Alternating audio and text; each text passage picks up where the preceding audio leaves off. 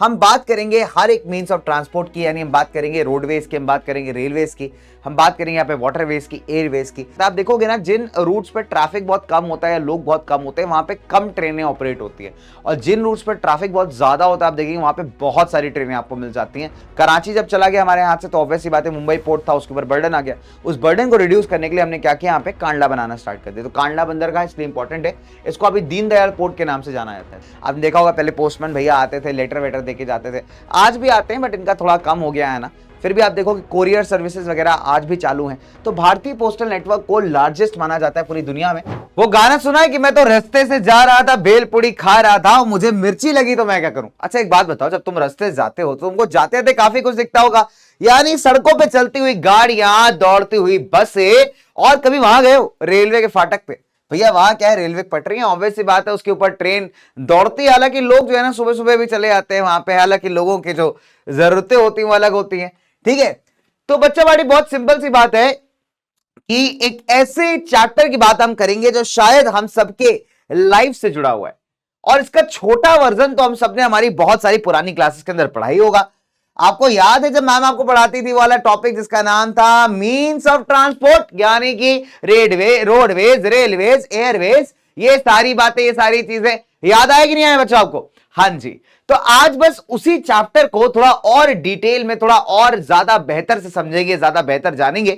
Lifelines of national economy, यानी हमारे देश की अगर हम बात करें तो देश की आर्थिक व्यवस्था का जो जीवन धारा है, जो लाइफलाइन है, वो क्या है यार, देश का इंफ्रास्ट्रक्चर। देश के लोग तो हैं ऑब्वियस सी बात है, लेकिन देश का इंफ्रास्ट्रक्चर यानी रोडवेज, रेलवेज, ये जो एयरवेज हैं, जो आपके सीपोर्ट्स हो गए, बंदरगाह हो गए, ये सारी चीजें क्या करती हैं यार, देश की इकोनॉमी को, अर्थव्यवस्था को भगाने में, यानी दौड़ाने में, यानी चलाने में जो है एक बहुत बड़ा रोल प्ले करती है।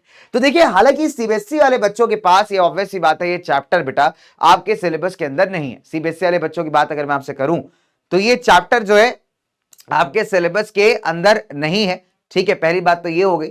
दूसरी बात अगर मैं आपसे बात करूं बच्चों, तो आपके सीबीएसई के अंदर सिर्फ आपका मैप वर्क आएगा, मैप पॉइंटिंग आएगा। लेकिन हालांकि आपको इंटरनल प्रोजेक्ट्स के अंदर जो ये चैप्टर को आपकी मैडम जो है वो दे सकती हैं, अब वो चाहे internal pen and paper test के हिसाब से हो या फिर आपको कोई प्रोजेक्ट वर्क दे दिया जाए, तो ऐसे आपसे चैप्टर पूछा जा सकता है। अदरवाइज एग्जैक्टली क्वेश्चन आंसर वगैरह इस चैप्टर से आपके बोर्ड एग्जाम्स में नहीं आएंगे, सिर्फ मैप पॉइंटिंग आएगी। लेकिन इसका ये मतलब नहीं कि आप चैप्टर नहीं पढ़ोगे, तो जरूरी अगर आपको चैप्टर का अंडरस्टैंडिंग होगा तो आप चीजों को बहुत बेहतर कर पाओगे, ठीक है। चलिए, तो बस यही मेरा ऑब्जेक्टिव है आपको ये चैप्टर पढ़ाने का। तो डेफिनेट सी बात है, वीडियो को मैं काफी शॉर्ट रखूंगा, ट्राई करूंगा कि 1 घंटा 5-10 मिनट के अंदर जो है इस पूरे टॉपिक को कवर कर लिया जाए। बहुत लंबा चौड़ा टॉपिक भी नहीं, इतना डिफिकल्ट टॉपिक भी नहीं, तो आप आसानी से इसको समझ भी जाओगे। बात समझ में आ गई यहाँ पे? चलिए, तो आइए दोस्तों स्टार्ट करते हैं। अब सवाल ये उठता है कि सर आप किस किस चीजों में बात करेंगे, तो हम बहुत सारी बातें करेंगे बच्चों। हम लोग यहाँ बात करेंगे रोडवेज एंड रेलवेज की,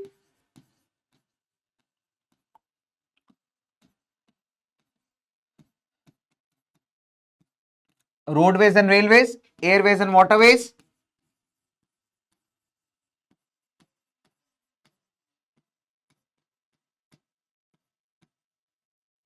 ठीक है, मास कम्युनिकेशन एंड टूरिज्म,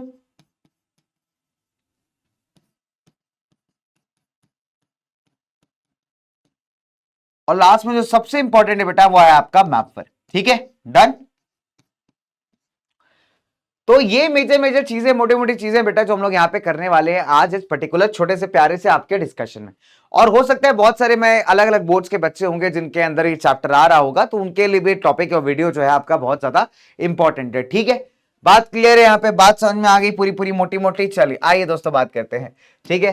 तो ये अपना जानते हैं कि भैया डॉगेश द जेंटलमैन है, तो कल क्लास में दिल बना रहा था, फिर पंपा ने इसका देख लिया।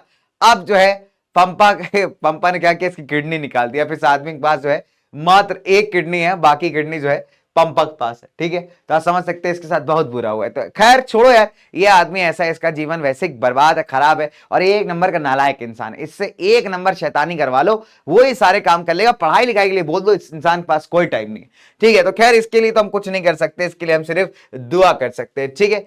तो बेटा ये पिक्चर याद आई आपको? आपके छोटे क्लासेस में आपने पढ़ी होगी मींस ऑफ ट्रांसपोर्टेशन के बारे में, कि भैया वो हवाई जहाज पहले। अच्छा एक बात तो अलग है कि पहले ना नेक्स्ट लेवल का क्रेज हुआ करता था अपने को बाहर निकल के एरोप्लेन देखने का, नेक्स्ट लेवल का क्रेज। अरे वाह हवाई जहाज जा रहा है, इनफैक्ट अगर आप बताओगे क्लास में जब टीचर पढ़ा रही होती थी ना, गलती से स्कूल के ऊपर से जब प्लेन निकल जाए तो हम सारे सबको छोड़ छाड़ के सीधे प्लेन पे देखने लगते थे। अरे वाह, वो जा रहा प्लेन, जा रहा प्लेन, जा रहा प्लेन, जा रहा है ना। होता था कि नहीं होता था? बहुत बड़ा फैक्ट है। चलो अब अगर आप आगे देखो बच्चों, तो प्लेन जा रहा है, प्लेन अपना बढ़िया से जा रहा है कि नहीं? चलिए ना, अब अगर मैं आपसे बात करूं प्यारे बच्चों, तो देखिए नंबर वन हम बात करेंगे हर एक मींस ऑफ ट्रांसपोर्ट की, यानी हम बात करेंगे रोडवेज की, हम बात करेंगे रेलवेज की, हम बात करेंगे यहाँ पे वाटरवेज की, एयरवेज की। तो ये जितनी भी चीजें हैं ना बेटा, कहीं ना कहीं हमारे इकोनॉमी के लिए, हमारी अर्थव्यवस्था के लिए बहुत ज्यादा जरूरी है और बहुत इंपॉर्टेंट है। और ऐसा क्यों है बेटा? बिकॉज हम जानते हैं कि जो हमारी जितनी भी सारी चीजें हैं, ठीक है, जितना भी हमारा मींस ऑफ ट्रांसपोर्टेशन है, ठीक है, ये सब आप कह सकते हो कि हर एक चीज के लिए बड़ा इंपॉर्टेंट है। जैसे आपकी इंडस्ट्री के डेवलपमेंट के लिए अगर आप बात करो, हमारे भारत के इंडस्ट्रियल डेवलपमेंट के लिए बहुत जिम्मेदार, बहुत इंपॉर्टेंट है। ठीक है, आप देखेंगे आपको फैक्ट्रीज से अगर कोई सामान पहुंचाना हो किसी जगह पे बहुत कम दूरी के अंदर, बहुत कम टाइम के अंदर, तो आपको क्या चाहिए होता है? आपको एक अच्छा एफिशिएंट रोड नेटवर्क चाहिए होता है। अब मान लीजिए कोई ज्यादा भारी सामान आपको पहुंचाना है दूर दराज इलाकों में, तो आपको रेलवे का अच्छा नेटवर्क चाहिए, या फिर किसी और देश में आपको अपना सामान बेचना है तो आप एयरवेज, जो कार्गो प्लेन्स होते हैं, आप उनका इस्तेमाल कर सकते हैं, या फिर आप शिप्स के ऊपर, आप देखोगे शिप्स एक बड़ा जबरदस्त साधन है यहाँ पे सामान को इधर से उधर पहुंचाने का। तो आप कह सकते हैं ये जो हमारा टोटल जो ट्रांसपोर्टेशन है, अगर हम बात करें रोडवेज, रेलवेज, ठीक है, तो मेजर मेजर देखो, अगर हम बात करें बच्चे ट्रांसपोर्टेशन मीडियम की, when we talk about transport, ठीक है, चलो आप एक बढ़िया सा प्यारा सा चार्ट बनाते हैं यहाँ पे। ठीक है, चार्ट बना रहा हूं, चार्ट मत बोलना, पता चला बच्चे के चार्ट बनाओ बढ़िया सा। ठीक है, तो चार्ट नहीं बना रहा हूं भाई, मैं चार्ट बना रहा हूं। ठीक है, डन। तो अगर मैं आपसे ट्रांसपोर्टेशन की बात करूं, when we talk about transport, है ना, चलिए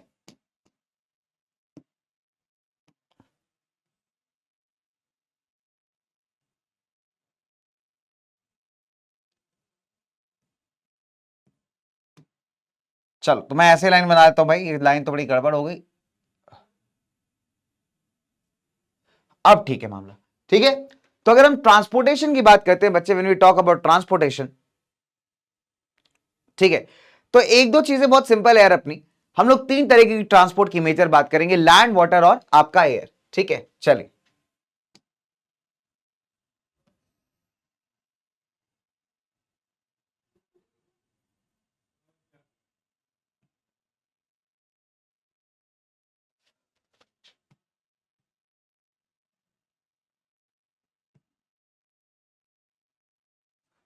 डन। ठीक है, चलिए। अरे बा क्या गंदी लाइन बनाई है ना, तो लाइन तो भैया ऐसी बनाते ज्यादा सही बनेगी, अच्छी बनेगी। चलिए पहला बात कर लेते हैं। अरे भाई तिरछी क्यों बनती है? एक मिनट, एक, अब ठीक है, ठीक, अच्छा अब ठीक,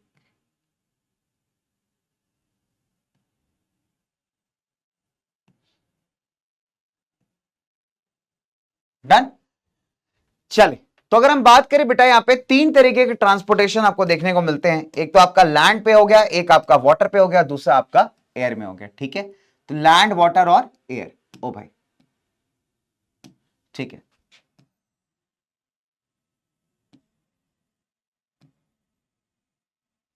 डन। चलिए,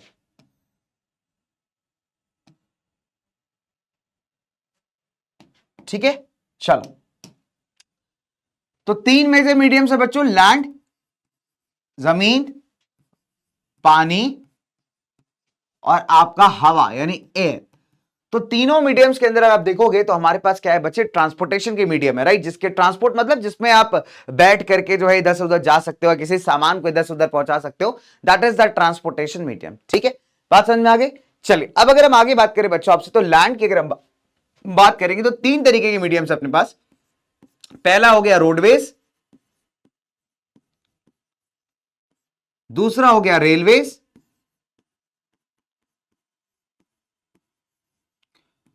बेटा तीसरा हो गया आपका एयरवेज। ठीक है, डन। रोडवेज, रेलवेज और अपना एयरवेज। अब अगर आप, अच्छा सॉरी, एयरवेज तो नहीं आएगा, यहां पे पाइपलाइंस कर लो यार, माय बैड, सॉरी। हवा हवा पूरा हवाई जहाज दिमाग में घूम रहा है इस टाइम। तो रोडवेज, रेलवे और आपका पाइपलाइंस, हम रोड नेटवर्क की बात कर रहे हैं। तो रोड नेटवर्क के अंदर जो है जमीन के ऊपर आप तीन चीजें चला सकते हो, रोडवेज चला सकते हो, रेलवे चला सकते हो और आपके पाइपलाइन नेटवर्क चला सकते हो। ठीक है, डन। चलिए अब क्या होता है जब आप वाटर ट्रांसपोर्ट की बात करते हैं, तो कई बार वाटर ट्रांसपोर्ट आपने देखा होगा नदियों के अंदर भी नाव वगैरह चलती है ना। तो जब हम नदियों के बारे में बात करते हैं, अपने देश के अंदर बात करते हैं, जब किसी वाटर ट्रांसपोर्ट को आप चलाते हो, तो वो कहलाता है आपका इनलैंड वाटरवेज। क्या कहलाता है बेटा? आपका इनलैंड। ठीक है, तो जब आप अपने ही देश के अंदर नदियों में, समुद्र के अंदर वाटर ट्रांसपोर्ट चला रहे हो, कहलाता है आपका इनलैंड वाटरवेज। और वही अगर आप दूसरे देशों में जा रहे हो, है ना, तो वो बन जाता है आपका ओवरसीज, है ना। जब आप समुद्र पार करके जो है 7 समुंदर पार में तेरे पीछे पीछे आ गया, जब आप ऐसे जा रहे हो, है ना, समुद्रों को पार करते हुए दूसरे देश में, तो वो कहलाता है आपका ओवरसीज। ठीक है, डन। चलिए, अब अगर आप देखोगे तो यहां पे मतलब एयरलाइंस की अगर हम बात करें, तो एयरलाइंस में भी आपको दो तरीके की एयरलाइंस मिलती है। एक डोमेस्टिक, यानी जो अपने देश में ऑपरेट होती है, फॉर एग्जांपल दिल्ली से मुंबई जाना है, चेन्नई जाना है, बेंगलुरु जाना है, ठीक है, तो ये डोमेस्टिक एयरलाइंस हो सकती है। ठीक है, डोमेस्टिक यहाँ पे गवर्नमेंट वाली भी हो सकती है, पब्लिक भी हो सकती है, और आपकी प्राइवेट भी हो सकती है। ठीक है, तो दोनों ही तरीके से हो सकती है, राइट। गवर्नमेंट एयरलाइंस भी हो सकती है, प्राइवेट एयरलाइंस भी हो सकती है। फिर हमारे पास अगर आप देखोगे इंटरनेशनल एयरलाइंस आती है। इंटरनेशनल अगर आप देखोगे मेजॉरिटी तो यार प्राइवेट होती है ना, कुछ ऐसी हो सकती हैं जो पर्टिकुलर देश की गवर्नमेंट चलवा रही हो, है दैट कैन ऑल्सो पॉसिबल। तो इंटरनेशनल एयरलाइंस, ठीक है, फॉर एग्जांपल एमिराट्स हो गई आपकी, या और भी हो गई, है ना, कतर एयरवेज हो गई, तो ये बहुत अच्छे अच्छे एग्जांपल्स हैं। ठीक है, डन। चल, तो ये क्या है बेटा? अपना ये मेजर ट्रांसपोर्टेशन मीडियम है, जिसके थ्रू हम लोग इधर से उधर ट्रैवल करते हैं, और सामान भी जो है बेटा इधर से उधर आपका पहुंचता है। ठीक है, आगे बात करेंगे फटाफट से ना। ओके, चलिए। तो बच्चों बहुत सिंपल सी बात है किसी भी देश का जो डेवलपमेंट है ना, कि कितने तेजी से कोई देश डेवलप कर रहा है यहाँ पे, वो इस बात पे भी काफी हद तक डिपेंड करता है कि उसका ट्रांसपोर्टेशन इंफ्रास्ट्रक्चर कैसा है, यानी किस तरीके का ट्रांसपोर्ट मीडियम जो है उस देश के अंदर आपका प्रेजेंट है, वो बहुत हद तक बताता है कि उस देश का ट्रांसपोर्टेशन कैसा है। आप यूरोपियन कंट्रीज में जाइए, खासकर कुछ यूरोपियन कंट्रीज, फिनलैंड वगैरह जाइए, भाई वहां का ट्रांसपोर्टेशन जो है नेक्स्ट लेवल। आप वहां लग्जमबर्ग जाइए कभी, लग्जमबर्ग करके एक जगह बहुत खूबसूरत है यार, ठीक है, बड़ा सुंदर कंट्री है। लग्जमबर्ग के अंदर ना ट्राम्स चलते हैं। ट्राम्स क्या होता है? ट्रेन जैसी होती है, बट वो ट्रेन नहीं होती। और क्या लग्जरी ट्राम्स है, आपको लगेगा बिल्कुल आप फ्यूचरिस्टिक चीज में आके बैठ गए हो। कभी आप गूगल करके देखना उसको, बहुत सुंदर है।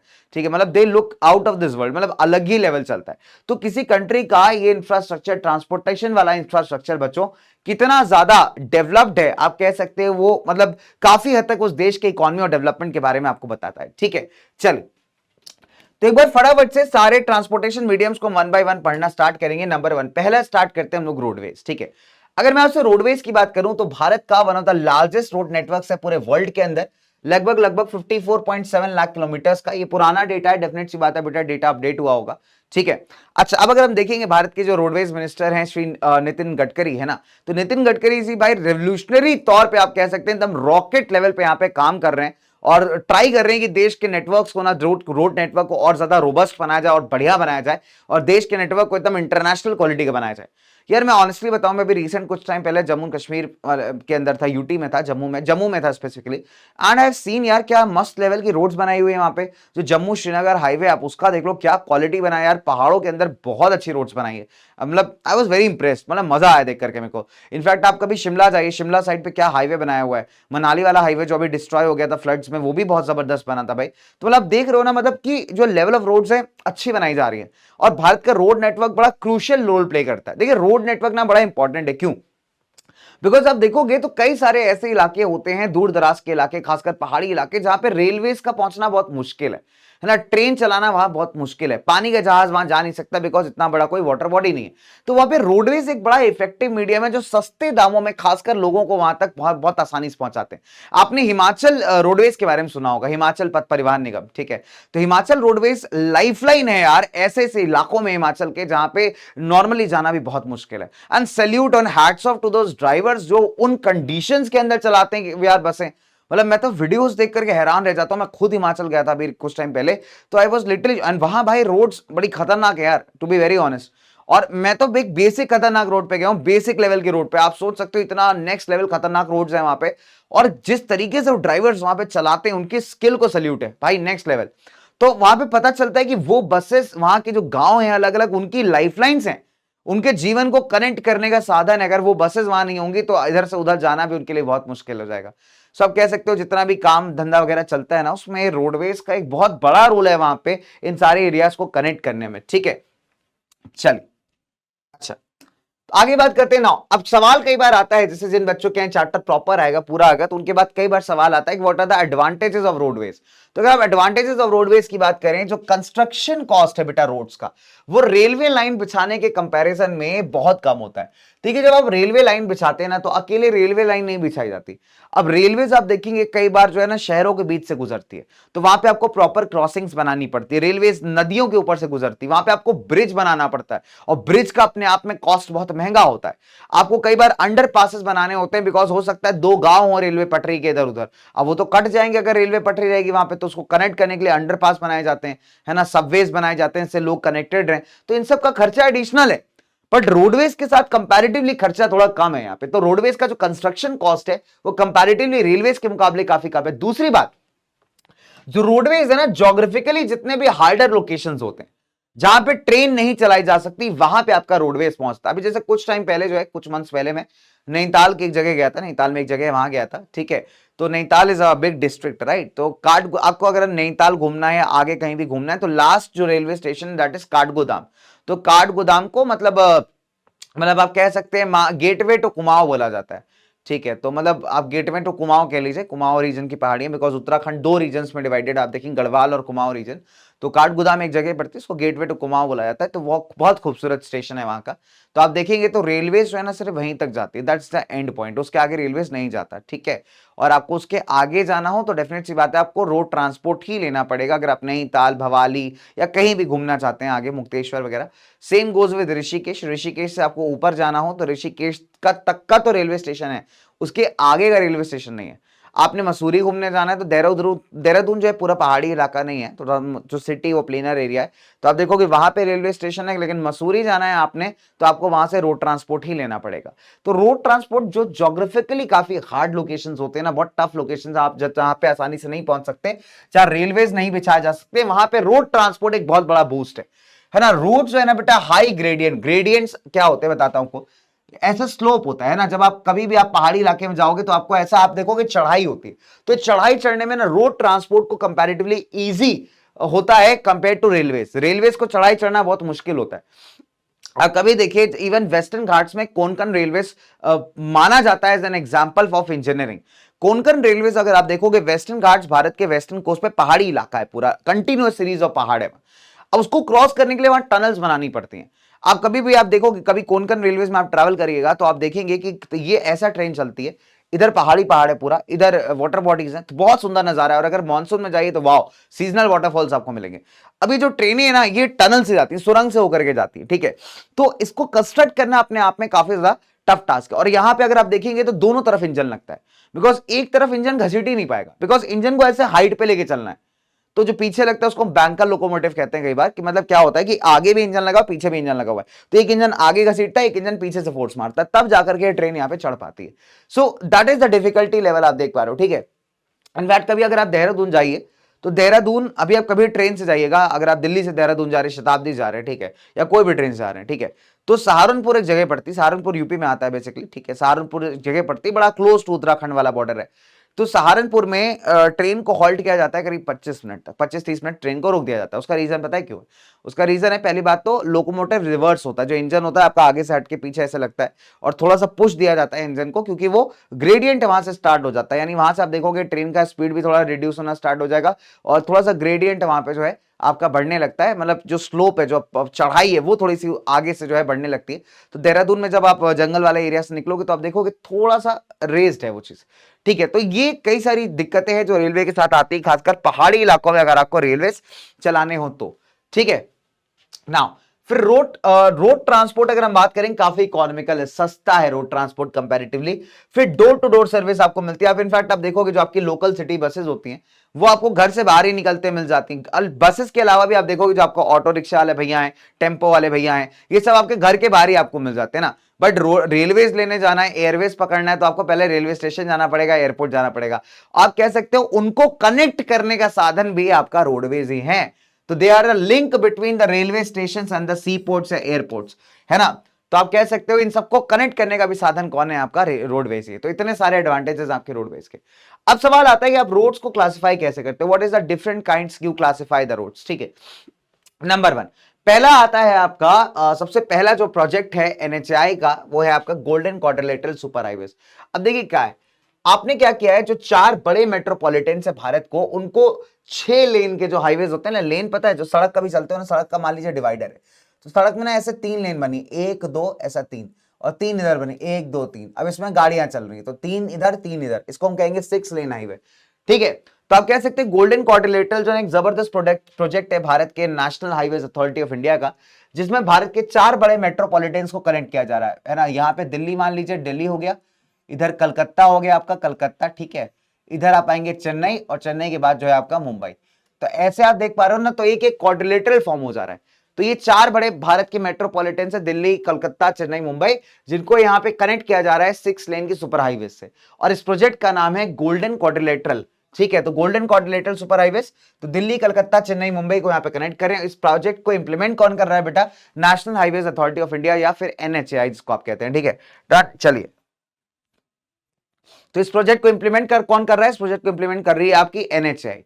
अब जो दूसरा कैटेगरी है बेटा, ये आता है हमारा नेशनल हाईवेज। देखिए, नेशनल हाईवेज को एक नेटवर्क है आपका ट्रंक रोड्स का। ट्रंक रोड्स का मतलब है कि मतलब आपके देश के 2 अलग हिस्सों को कनेक्ट करने वाले हाईवेज। ठीक है, आप समझ लीजिए कि देश में 2 अलग अलग, आपको लेट्स से कि आपको 2 अलग स्टेट्स के बीच में जाना है ना, 2 अलग जगहों पे आप जा रहे हो, तो जो हमारे पूरे कंट्री में रन करती हैं, ये वो सड़कें हैं, वो रोड्स हैं जो आपके पूरे देश में आपको मिलेंगी। So these are called national highways. ठीक है, इसको मेंटेन करने का काम होता है सीपीडब्ल्यूडी का, यानी सेंट्रल पब्लिक वर्क्स डिपार्टमेंट का। अच्छा, अगर आप देखोगे जो NH1 है हमारा, नेशनल हाईवे नंबर 1 है, दिल्ली से अमृतसर का जो सेक्शन है ना बेटा, उसको हम कई बार यहाँ पे शेर शाह सूरी मार्ग के नाम से भी जानते हैं। तो शेर शाह सूरी मार्ग कौन सा है यहाँ पे? नेशनल हाईवे नंबर 1 पे दिल्ली से अमृतसर के बीच का जो सेक्शन है, that is called as Sher Shah Suri मार्ग। ठीक है, इंपॉर्टेंट है, ध्यान रखिएगा। नाउ अब आता है आपके स्टेट हाईवेज। अब देखिए, स्टेट हाईवेज क्या होता है, आप देखेंगे कई बार आप जब ट्रैवल कर रहे होते हैं, मान लीजिए मैं किसी एक स्टेट से किसी दूसरे स्टेट में एंटर किया, तो कई बार आपको जो साइड में माइलस्टोन लगा होता है ना, पत्थर लगा होता है रोड्स के ऊपर साइड में ऐसे यू शेप का, तो उसमें आपको ना SH लिखा दिखेगा।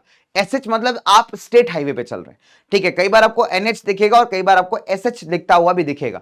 तो स्टेट हाईवेज किसी भी स्टेट की ना इंटरनल रोड से, जो स्टेट के हेडक्वार्टर्स को, वहां के अलग अलग जो जिले के हेडक्वार्टर्स है, जो स्टेट का हेडक्वार्टर मतलब जो स्टेट का कैपिटल है, स्टेट की राजधानी है, मान लीजिए उत्तर प्रदेश है, उत्तर प्रदेश का राजधानी क्या है? लखनऊ। तो जो सड़कें लखनऊ को उत्तर प्रदेश के जो अलग अलग डिस्ट्रिक्ट है, लगभग 75 के आसपास, उनके जो हेडक्वार्टर्स हैं, जो जिले के हेडक्वार्टर्स हैं, उनसे कनेक्ट कर रही हैं, वो कहलाएंगी आपकी स्टेट हाईवेज। ठीक है, इसको हम कहते हैं स्टेट हाईवेज।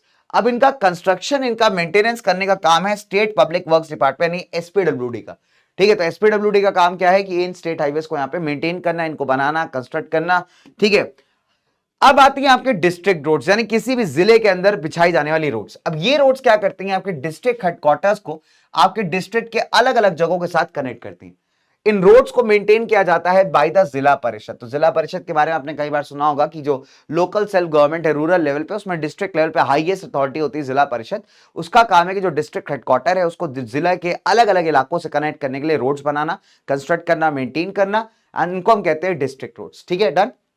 नाउ फिर आपने देखा होगा गांव के अंदर कई बार सड़कें होती है, रूरल रोड्स होती है ना, ये क्या करती है? गांव के जो गांव के इलाके ना, रूरल एरियाज विलेजेस है, उनको नियर बाय जो टाउन्स होते हैं, नियर बाय जो छोटे छोटे कस्बे होते हैं, उनके साथ कनेक्ट करती है। ठीक है, ठीक है, तो रूरल रोड्स क्या है बेटा? गांव की वो सड़कें हैं जो गांव को आस पड़ोस के जो छोटे छोटे टाउन्स हैं, टाउन्स शहर नहीं होता बट शहर से थोड़ा छोटा होता है, गांव से थोड़ा ज्यादा डेवलप, जो कस्बे होते हैं उनके साथ यहां पे कनेक्ट करती है। ठीक है, नाउ अगर आप देखोगे तो इन रोड्स को स्पेशल फोकस दिया गया था प्रधानमंत्री ग्रामीण सड़क योजना के अंदर, जिसमें रोड्स ने काफी ग्रो किया था, काफी फंडिंग वगैरह आई थी इन रोड्स के लिए। अच्छा, अब आते हैं हमारे देश के रियल हीरोज, यानी मतलब खतरनाक हीरोज जिनको आप कहते हैं। ठीक है, ये है बेटा आपकी BRO, इसको कहते हैं ब्रो। ये सही बताओ तो ये सही में हमारे ब्रोज हैं। ठीक है, दे आर द ब्रोज। ये वो भाई हैं जो हमारे हर एक मुश्किल स्थिति में खड़े होते हैं, that is border roads organisation. तो BRO की स्थापना अगर आप देखोगे तो 1960 1960 में की गई थी। और BRO रोड्स ऐसे इलाकों में बनाती है जो भारत के लिए बहुत स्ट्रैटेजिकली इंपॉर्टेंट इलाके हैं। आप मनाली वाला, कभी आपने अटल टनल के बारे में सुना है? अटल टनल तो आपने बहुत बार इंस्टाग्राम रील्स पे भी देखा होगा। तो अटल टनल को कंस्ट्रक्शन किसने किया? दैट इज BRO, है ना। ये रोहतांग पास पे बनी हुई है आपकी। रोहतांग एक बहुत हाई माउंटेन पास है, अगर आप देखेंगे तो वहां पे आप देखोगे तो बीआरओ बनाया गया है, बीआरओ ने वो पूरा टनल बनाया है जो कनेक्ट कर रहा है दो तरीके से, and that tunnel is a magical tunnel, मैं सही बता रहा हूं आपको। आज जब एक तरफ से एंटर करके दूसरे जब खुलेगा ना, जब आपका टनल जहां जाके आपको जन्नत नसीब हो जाती है। दिसंबर में जाओ, पूरा स्नो कवर्ड माउंटेन्स, तो क्या ही एक्सपीरियंस है, नेक्स्ट लेवल एक्सपीरियंस आप कह सकते हो उसको, ठीक है। तो बच्चों दैट इज, तो बॉर्डर रोड्स ऑर्गेनाइजेशंस भारत के जितने भी बॉर्डरिंग एरियाज हैं, जो भारत के सीमाएं हैं, भारत का जो बॉर्डर्स है, इंटरनेशनल बॉर्डर्स है, खासकर पहाड़ी इलाके वगैरह आप देखोगे तो वहां पे रोड कंस्ट्रक्शन का काम कौन करता है, वो करती है बीआरओ।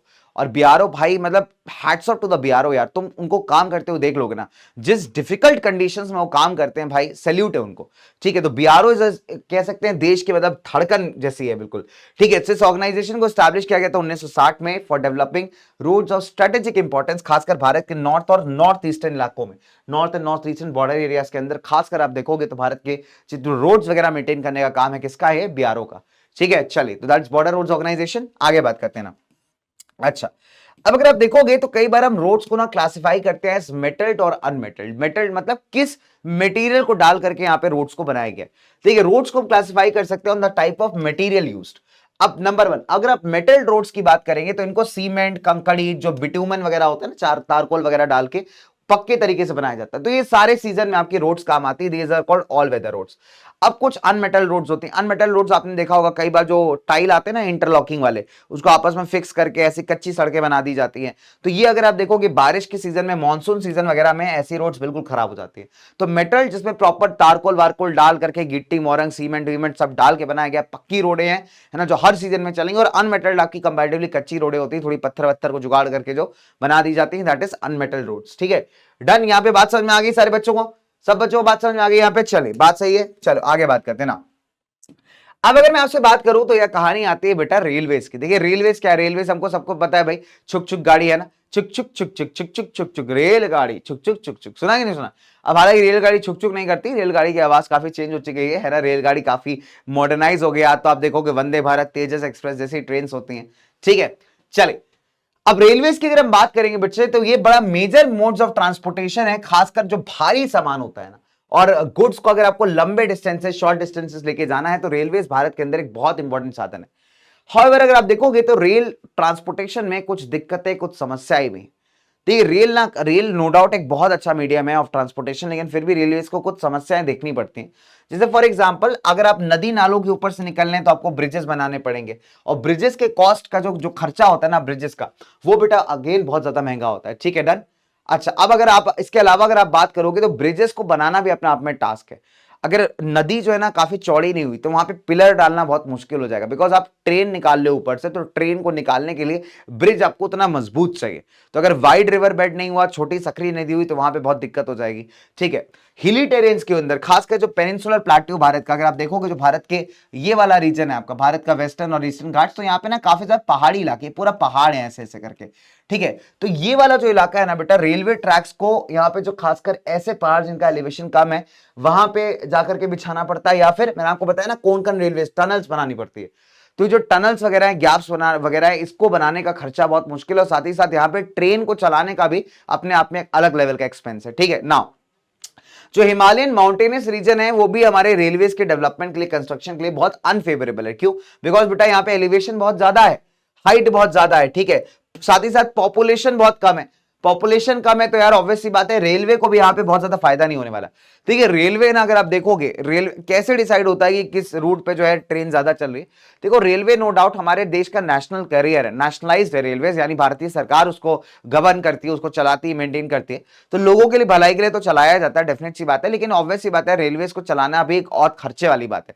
तो अगर रेलवे को प्रॉफिट ही नहीं आएगा तो फिर रेलवे कैसे ऑपरेट कर पाएगी? तो इस बात का ध्यान रखा जाता है। आप देखोगे ना, जिन रूट्स पे ट्रैफिक बहुत कम होता है या लोग बहुत कम होते हैं, वहां पे कम ट्रेनें ऑपरेट होती है, और जिन रूट्स पर ट्रैफिक बहुत ज्यादा होता है, आप देखेंगे वहां पे बहुत सारी ट्रेनें आपको मिल जाती हैं, रोज ऑन अ डेली बेसिस मिलती है, राइट।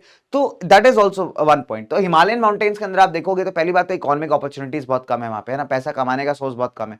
दूसरी बात पॉपुलेशन बहुत ज्यादा नहीं, तो ऐसे जगह जो है ना रेलवेज को, पहली बात तो अगर आप बनाओगे तो उसका बनाने का कंस्ट्रक्शन कॉस्ट बहुत महंगा है। दूसरी बात उसको ऑपरेशनल कॉस्ट, यानी उसको ऑपरेट करना भी अगेन बहुत महंगा है। फिर तीसरी बात वहां पे आप देखोगे कि आपको बहुत ज्यादा पैसा इनकम आएगा नहीं वहां से, राइट। नाउ दूसरी बात अगर आप देखोगे इसके अलावा जो रेतीले मैदान होते हैं, रेतीले मैदान, अब मान लीजिए पूरा डेजर्ट एरिया रेती रहते हैं वहां पे, तो वहां पे पटरी का था धंसने का जो खतरा है वो बहुत ज्यादा है। अब मान लो फॉर एग्जांपल आपने रेलवे लाइन बिछा दी, अब वो नीचे का जो मिट्टी है वो सॉलिड तो है नहीं, रेत रहते, अब वहां पे सॉलिड मिट्टी ढूंढना, उसमें रेलवे लाइन बिछाना, फिर भी एक खतरा ये है कि मान लीजिए अगर रेल का प्रेशर पड़ा और गलती से ट्रैक जो है नीचे धस गया तो एक्सीडेंट होने का चांसेस बहुत ज्यादा हो जाएंगे। So this is one of the, मतलब एक ट्रेन जाती है, मेरे को पता नहीं एग्जैक्टली, मेरे को याद नहीं आ रहा ट्रेन का नाम कौन सा है, तो मतलब वो right from the great Indian desert निकलती है, मतलब आपको दोनों तरफ रेती रेत रेती रेत दिखेगी और बीच में वो ट्रेन है। वहां पे जब निकलती है ना वो ट्रेन, लोग खिड़की दरवाजे बंद कर लेते हैं बिकॉज इतनी रेत अंदर भरती है और सब बंद करने के बाद भी रेत अंदर घुसती है। सो हालांकि वो लाइफलाइन है, मतलब राजस्थान के, मतलब उस एरिया की अगर आप देखेंगे तो उसका वीडियो आपको मिलेगा आई गेस यूट्यूब पे, अभी यहाँ वीडियो उस पर चलता नहीं पीडीएफ पे, नहीं तो मैं आपको चला के दिखाता। ठीक है चलिए, तो ये तो बात हो गई भैया रेलवेज की। अच्छा रेलवेज की अगर हम बात करें तो रेलवेज के ना गेजेस होते हैं, ठीक है।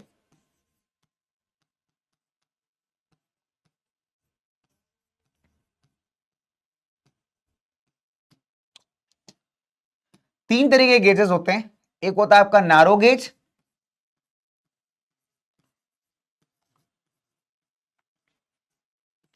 ब्रॉड गेज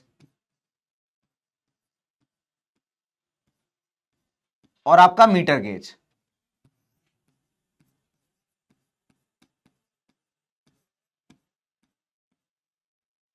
अब देखिए नैरो ब्रॉड और मीटर होता क्या है, बेसिकली आपने देखा होगा जो रेलवे ट्रैक्स होते हैं ना इनके बीच में गैप्स होते हैं, आपने देखा है रेलवे की पटरियां, कई बहुत सकरी पटरियां होती है टॉय ट्रेन वाली, कुछ बहुत चौड़ी पटरियां होती है, उसमें बहुत स्पीड वाली गाड़ियां चलती है, राजधानी शताब्दी ये सब है ना, कुछ पटरियां ना थोड़ी सी पतली और मोटी के बीच की होती हैं, तो इसको हम कहते हैं गेजेस। ठीक है, अगर आप देखो मैं आपको बताता हूँ, दिखा बना करके, ठीक है देखो देखो बहुत सिंपल है, बनाते हैं यहाँ पे थोड़ी सी पटरियां।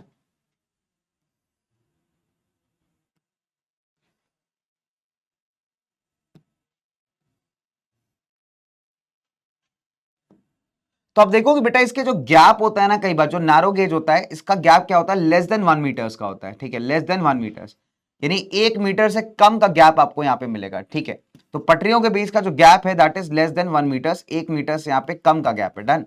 तो ये आपकी नैरो गेज होती है। अब ब्रॉड गेज क्या होता है बेटा, this is more than 1 metre. अगर हम ब्रॉड गेज की बात करेंगे तो आपकी मोटी वाली जब खतरनाक वाली पटरियां होती है, ठीक है, आपने देखा होगा जो जिसमें ना जब चौड़ी पटरियां होती हैं जिसको आप चौड़ी पटरी कहते हो, ठीक है, तो यहाँ का जो गैप है that is more than 1 metre. ठीक है, जो गैप है आपका that is more than 1 metre, तो ये जो गैप है लिख लेते हैं इसको फटाफट से यहाँ पे। ठीक है, तो ये जो गैप हम देख रहे हैं ये वाला जो गैप है आपका this is more than 1 metre, 1 metre से ज्यादा है ना। और अगर हम बात करें हमारे मीटर गेजेस की, तो मीटर गेज की खासियत ये है कि इन पटरियों के बीच का जो गैप होता है ना वो एग्जैक्टली 1 मीटर का होता है।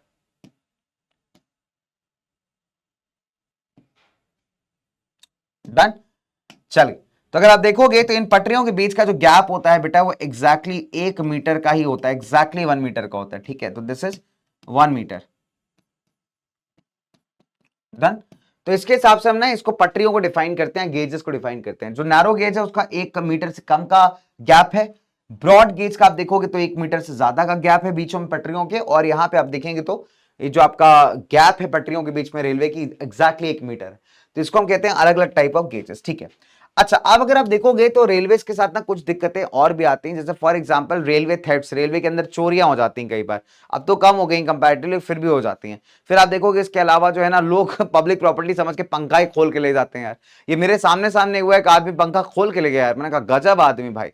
ठीक है, फिर इसके अलावा आप देखो कई बार लोग विदाउट टिकट ट्रैवल करते हैं, बिना पैसे बिना टिकट दिए जो है बिना टिकट लिए ट्रैवल कर रहे होते हैं, फ्री फंड में ट्रैवल कर रहे होते हैं। तो इस तरीके के चैलेंजेस रेलवे को काफी फेस करना पड़ता है, इसके चलते रेलवे को इकोनॉमिकल लॉस भी बहुत ज्यादा होता है।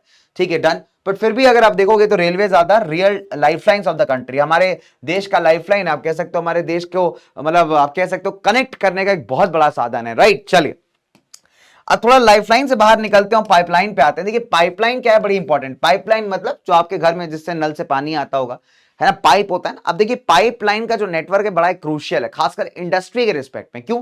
जो आपके नेचुरल गैस होता है, तेल पेट्रोलियम वगैरह होता है, सीएनजी वगैरह होती है, वो इस पाइपलाइनों के थ्रू पहुंचाई जाती है अलग अलग जगह पे देश में। तो pipeline network is very important. In fact अगर आपको याद हो हमने इंडस्ट्री वाले चैप्टर में भी ये चीज पढ़ा था, मैन्युफैक्चरिंग इंडस्ट्रीज में। तो पाइपलाइन नेटवर्क क्या होता है बेटा, पाइप्स का इस्तेमाल करता है, इसको आप अंडरग्राउंड बिछाते हो, है ना। इससे हम जो है ना अलग अलग चीजों को, अलग अलग जो फ्लूइड्स हैं, जो लिक्विड्स वगैरह हैं, उसको हम लोग यहाँ पे ट्रांसपोर्ट कर पाते हैं। ठीक है ना, लिक्विड या गैसियस चीजें।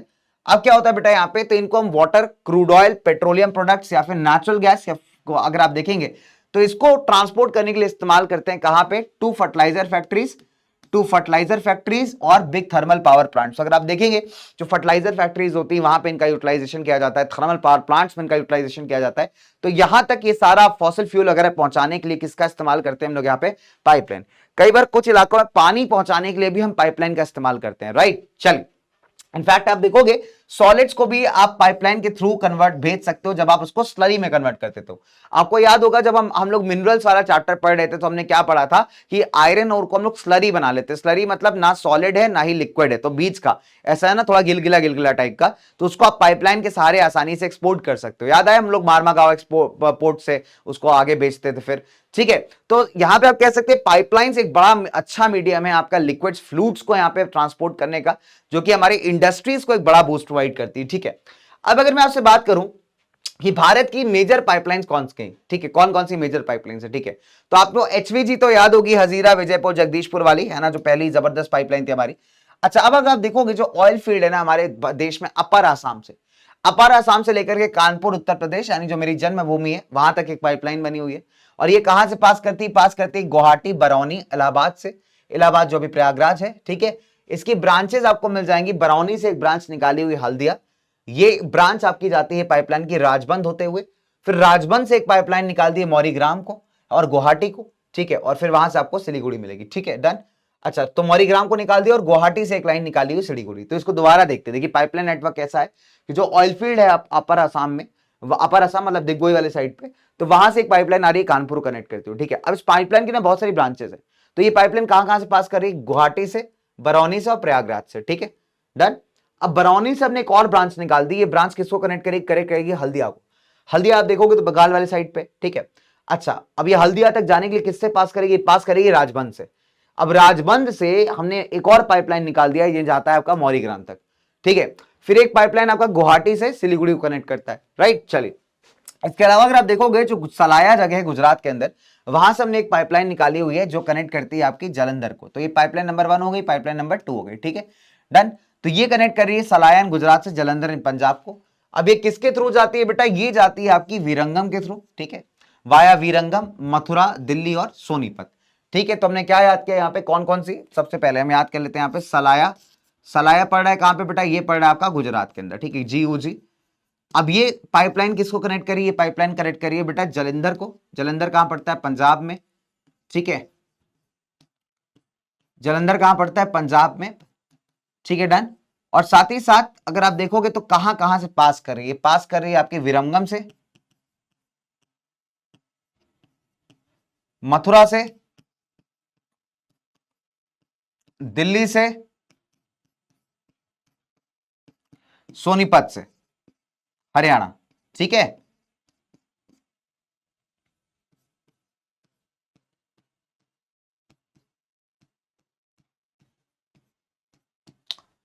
ठीक है, तो इतनी जगहों से आप देख सकते हो बेटा ये हमारी पाइपलाइन पास कर रही है, ठीक है।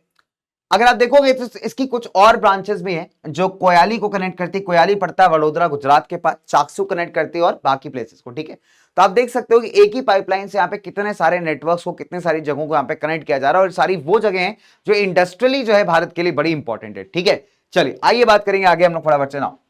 अगर आप देखेंगे जो पहली पाइपलाइन थी हमारी, हमने लास्ट क्लास चैप्टर में पढ़ा था, इसको हम कहते हैं एचवीजे पाइपलाइंस का नेटवर्क कितना था, 1700 किलोमीटर का, ठीक है। ये किसको कनेक्ट करती है, हजीरा, विजयपुर और जगदीशपुर को, ठीक है। इट कनेक्ट्स हजीरा, विजयपुर और जगदीशपुर, ठीक है। तो 3 जगह कनेक्ट करती है, हजीरा, विजयपुर और जगदीशपुर, ठीक है।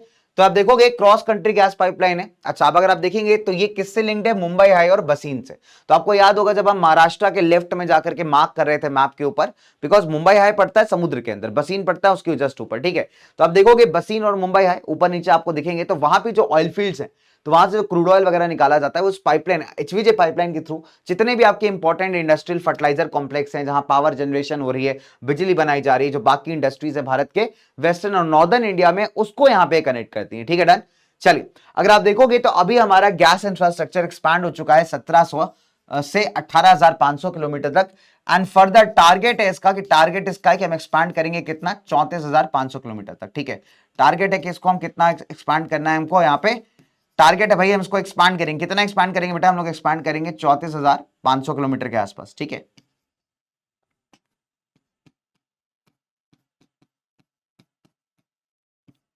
ठीक है, तो ये हमारा टारगेट है कि इतना हम लोग को यहाँ पे पाइपलाइन को एक्सपैंड करना है। डन, ठीक है। चलिए, जो पहली पाइपलाइन है इसको कंस्ट्रक्ट किसने करवाया था? इसको कंस्ट्रक्ट करवाया था गेल ने, जो again government of India company है, अंडरटेकिंग कंपनी है, ठीक है।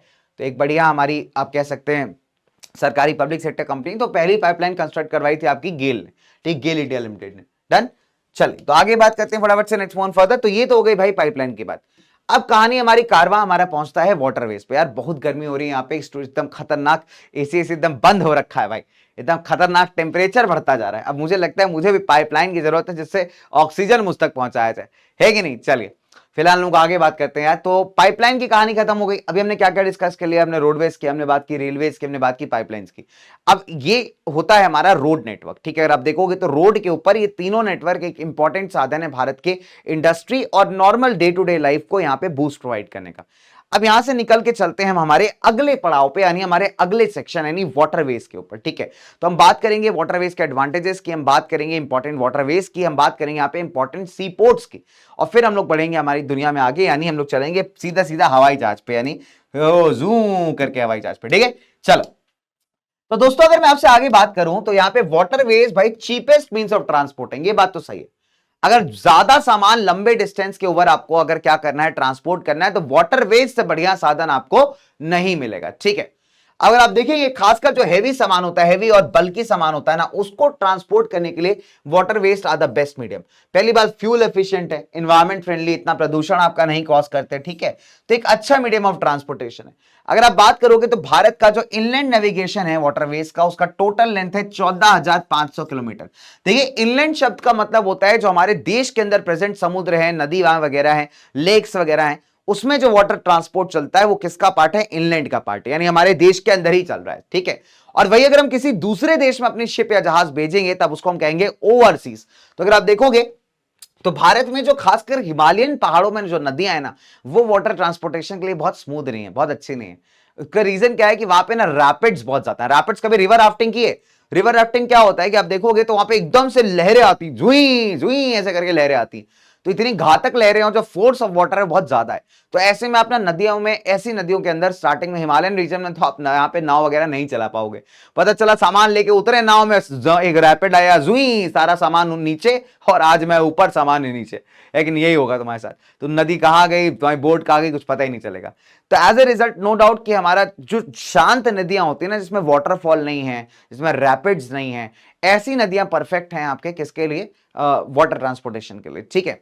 तो अगर आप देखोगे तो इसमें से सिर्फ 5,685 5,685 किलोमीटर का ही नेटवर्क ऐसा है जो कि मैकेनाइज मतलब जो मोटर बोट्स वगैरह होती है ना, उसके थ्रू आप वहां जा सकते हो। बाकी आपकी जो मैक्सिमम भारतीय नदियां आपको हिमालयन रीजन्स में मिलेंगी, और हिमालयन रीजन्स में जो नदियां हैं आपकी बहुत वायलेंट है यार, ठीक है, एकदम राउडी राठौल जैसी नदियां हैं आपकी, कि मतलब साइलेंट हो जा नहीं तो वायलेंट हो जाऊंगा, ठीक है। तो अगर आप देखोगे तो ये वो नदियां हैं जो आपकी बहुत violent in appearance, violent in nature हैं, और यहाँ पे इन नदियों के अंदर बच्चे ट्रांसपोर्टेशन करना बहुत मुश्किल है।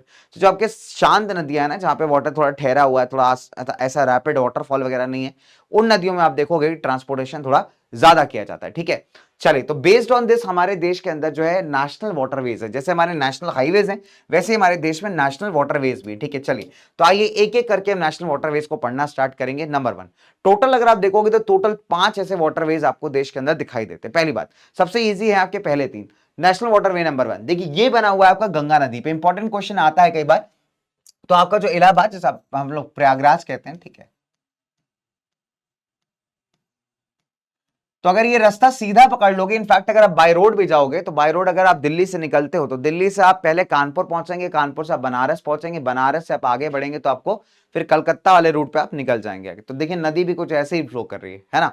तो आप पहले जो है यहाँ से बढ़िया एकदम आप देख सकते हैं गंगा नदी आपको मिल जाएगी, ठीक। अच्छा एक चीज और है कि कानपुर से आगे निकलोगे तो पहले प्रयागराज आएगा, प्रयागराज से आगे जाओगे तो बनारस, बनारस से फिर आगे जाओगे तो आपको फिर मिलेगा आपका ये कलकत्ता वाला रूट, ठीक है। तो ये सीधा सीधा चला आ रहा है। अच्छा अब अगर आप देखोगे तो हमारी नदी भी ऐसे, अब अच्छा इस यहाँ पे आपको मिलेगी गंगा नदी। तो गंगा नदी के ऊपर हमारा नेशनल वाटरवे नंबर 1 बना हुआ है, ये प्रयागराज से शुरू होता है और हल्दिया तक जाता है। तो हल्दिया आपका बंगाल वाले साइड है, ठीक है। तो ये टोटल लेंथ इसका कितना है? 1620 किलोमीटर। अब नेशनल वाटरवे नंबर 2 बना हुआ है आपके भारत के ब्रह्मपुत्र नदी पे। तो ये स्टार्ट होता है सादिया से और जाता है धुबरी तक, 891 किलोमीटर। आसान है इसको रिमेंबर करना, ठीक है, सिंपल है, पहला गंगा माता पे बना हुआ है, दूसरा ब्रह्मपुत्र पे बना हुआ है, पहला प्रयागराज और हल्दिया और दूसरा सदिया और धुबरी। ठीक है, डन। अब आता है नेशनल वाटरवे नंबर 3। तो ये देखिए, ये है आपका केरल में। केरल में जो हमारा वेस्ट कोस्ट कैनाल है, देखिए बहुत सिंपल सी बात, अगर आप ऑन मैप लोकेशन देखोगे, अगर आप छोटा सा मैप बना लो यहाँ पे ऐसे करके, तो ऑन मैप लोकेशन केरला का लोकेशन कहीं इस साइड पे आएगा। ठीक है, तो यहाँ पे ये भारत का क्या है, पश्चिमी तट यानी वेस्टर्न कोस्ट। अगर आप यहाँ पे देखोगे तो यहाँ पे एक वेस्ट कोस्ट कैनाल बना हुआ है। ठीक है, इसके अंदर कौन कौन से पार्ट्स आते हैं, कोटापुरमा, कोल्लम और उद्योग मंडल और चंपाकर। तो ये 4 कैनाल्स मिला करके आपके बनाते हैं 205 किलोमीटर का लेंथ, और इसको आप कहते हैं वेस्ट कोस्ट कैनाल। तो वेस्ट कोस्ट कैनाल में कौन कौन से पार्ट्स हैं, नंबर 1 कोटापुरमा कोल्लम, उद्योग मंडल और चंपाकर। तो ये तीनों मिलाकर के आप कह सकते हैं पूरा सारा मिलाकर के बनाता है 205 किलोमीटर का डिस्टेंस, और इसको आप वेस्ट कोस्ट कैनाल कहते हैं। ये हमारा नेशनल वाटरवे नंबर 3 है। ठीक है, डन। आगे बात करते हैं ना, अब आता है नेशनल वाटरवे नंबर 4। तो नेशनल वाटरवे नंबर 4 जो है ना आपका गोदावरी और कृष्णा नदी के कुछ इलाकों में, तो गोदावरी और कृष्णा नदी के कुछ खास इलाके हैं, वहां पे आपको नेशनल वाटरवे नंबर 1 बनेगा। ठीक है, और यहाँ पे ये वो इलाके हैं जो आपके जो काकीनाडा पुडुचेरी वाला सेक्शन है। ठीक है, यहाँ पे जो कनाल्स बने ना, कनाल्स मतलब नहरें बनी हुई हैं, ये वाला जो पूरा सेक्शन है ना, इसके अलोंग आपको मिलने वाला है नेशनल वाटरवे नंबर 4। लेंथ अच्छा खासा है बेटा, 1078 किलोमीटर का, तो लंबा वाटरवे है। अब आते हैं हम लोग नेशनल वाटरवे नंबर 5 पे। देखिए, नेशनल वाटरवे नंबर 5 आपको मिलेगा कुछ खास नदियों पे, जैसे फॉर एग्जांपल ब्रह्माणी नदी है, अलॉन्ग विद मताई नदी हो गया। फिर आपके जो डेल्टा एरियाज हैं, कौन कौन से, महानदी और ब्रह्मणी नदी के, तो है ना, और प्लस आपका जो ईस्ट कोस्ट कैनाल है ना, तो ये टोटल मिला के कितना लेंथ बनाता है, 588 किलोमीटर का। तो ये कहलाता है आपका नेशनल वाटरवे नंबर 5। यानी कौन कौन सी नदियां, ब्रह्मणी नदी और मताई नदी, इनके स्पेसिफिक स्ट्रेचेस, इनका डेल्टा एरिया प्लस आपका ईस्ट कोस्ट कैनाल, तो ये मिलके बनाते हैं आपका नेशनल वाटरवे नंबर 5। ठीक है, फिर आप देखोगे कि भारत में और भी कई ऐसी नदियां हैं जिनके ऊपर वाटर ट्रांसपोर्ट चलाया जाता है, जैसे फॉर एग्जांपल मंडावी नदी हो गई, ज्वारी नदी हो गई, कंबरजा हो गई, सुंदरबन का इलाका हो गया, बराक नदी हो गई, और केरला के जो बैक वाटर्स है ना, बैक वाटर्स मतलब आप देखोगे जहां केरला के अंदर जो बोट्स वगैरह चलती है ना, एकदम बड़ी बड़ी, आपने देखा होगा कोकोनट के ट्रीज हैं, पीछे काफी सारा पानी है, तो that is called back waters of Kerala. तो वो भी जो है ना एक बहुत इंपॉर्टेंट साधन है हमारे इनलैंड वाटरवेज का, राइट। तो बच्चे ये तो हो गया अपनी पूरी वाटरवेज की कहानी। अच्छा, अब आते हैं भारत के सीपोर्ट्स के ऊपर। तो देखिए, भारत के सीपोर्ट्स बड़े ओपी हैं यार। तो भारत में आपको करीब करीब 12 मेजर सीपोर्ट्स और करीब 200 माइनर सीपोर्ट्स देखने को मिलते हैं। ठीक है, चलिए, अगर मैं बात करूं भारत के मेजर सीपोर्ट्स की, तो भारत में आपको यहां पे अगर आप देखेंगे तो भारत के साथ जो फॉरेन कंट्रीज के साथ, जो फॉरेन विदेशों के साथ हम व्यापार करते हैं, उसमें हमारे सीपोर्ट्स का जो रोल है बेटा बहुत इंपॉर्टेंट है। ठीक है, तो आप मान लीजिए अगर ये सीपोर्ट्स नहीं होंगे तो अपने को व्यापार करना जो है वो काफी मुश्किल पड़ेगा। ठीक है, that will be a tough task, right. चलिए, तो अगर आप देखेंगे तो भारत का जो मेजॉरिटी विदेशी व्यापार है वो इन्हीं सी पोर्ट्स के द्वारा कैरी आउट किया जाता है। ठीक है, अगर आप देखेंगे तो 12 मेजर पोर्ट्स है हमारे पास और 200 जो है नॉन मेजर पोर्ट्स हैं, माइनर पोर्ट्स आप कह सकते हैं इनको। ठीक है, तो इसके लिए मैं आपको एक लिस्ट दे रहा हूं, इस लिस्ट से आप बिल्कुल सारे पोर्ट्स यहां पे पढ़ सकते हो बड़ी आसानी से। तो आइए हम भी इस लिस्ट को देखेंगे, हम भी इस लिस्ट को पढ़ेंगे। ठीक है, तो आप बहुत आसानी से इसको पढ़ सकते हैं। देखो, नंबर 1 पहला बात करते हैं, पहला बेटा कांडला पोर्ट है। अब देखिए, कांडला पोर्ट की अगर हम बात करें तो पहला ऐसा पोर्ट था जिसको डेवलप किया गया था कच्छ यानी गुजरात वाले रीजन के अंदर। ठीक है, अब ये टाइडल पोर्ट है, यानी टाइड्स वगैरह काफी इधर यहाँ पे। तो इंडिपेंडेंस के बाद जो है ना हमारा क्या हुआ, जो कराची का इलाका था, कराची वाला पोर्ट वो चला गया पाकिस्तान के पास। अब कराची बंदरगाह जब पाकिस्तान के पास चला गया तो हमको इमीडिएटली कुछ तो चाहिए भाई जहां से हम अपना ट्रेड कंटिन्यू रख पाए, तब यहां पे कांडला पोर्ट बनाया जाता है। ठीक है, तो कांडला पोर्ट अगर आप देखोगे, पहली बात तो रिप्लेस द कराची पोर्ट, और दूसरी बात मुंबई के ऊपर जो बर्डन आ गया था एकदम से मुंबई पोर्ट पे, उसको रिड्यूस करने के लिए। कराची जब चला गया हमारे हाथ से तो ऑब्वियस सी बात है मुंबई पोर्ट था उसके ऊपर बर्डन आ गया, उस बर्डन को रिड्यूस करने के लिए हमने क्या किया, यहाँ पे कांडला बनाना स्टार्ट कर दिया। तो कांडला बंदरगाह इसलिए इंपॉर्टेंट है, इसको अभी दीनदयाल पोर्ट के नाम से जाना जाता है, तो ध्यान रखिएगा इस चीज को, it is called as Deendayal port. ठीक है, और एक टाइडल पोर्ट है ना। मुंबई पोर्ट की बात करते हैं भाई, बिगेस्ट पोर्ट है, एक इसका जबरदस्त नेचुरल हार्बर है। हार्बर मतलब जहां पे आपकी शिप्स वगैरह आके रुकती हैं, और ये काफी ज्यादा कमर्शियल इंपॉर्टेंस इसका बहुत ज्यादा है, बिकॉज बहुत सारा वॉल्यूम ऑफ ट्रेड हम यहां से करते हैं।